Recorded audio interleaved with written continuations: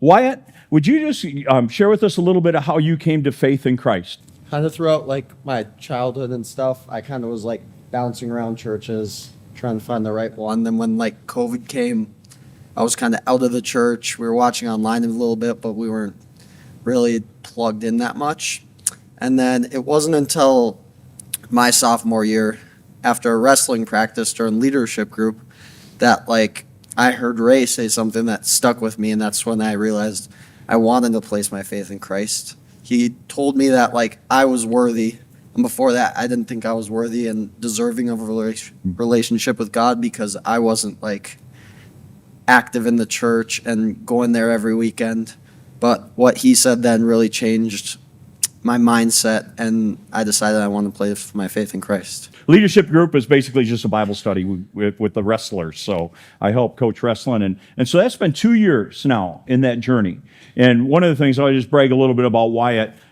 This year during football season, one of the coaches actually came to me, and Wyatt would write a verse on each side, each wrist before the games. And they weren't just verses that he just wrote for good luck, but he actually memorized those. And so before the game, he's a defensive back.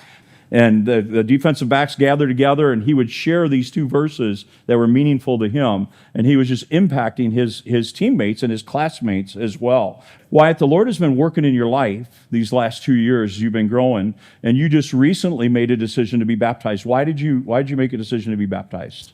So I was baptized as a baby, but that was kind of my parents' decision and not my decision. So this time I wanted it to be my decision because it's my journey with the Lord, and I feel like he was calling me to be rebaptized. Okay. So, and you just made that decision just a few months ago, wasn't it?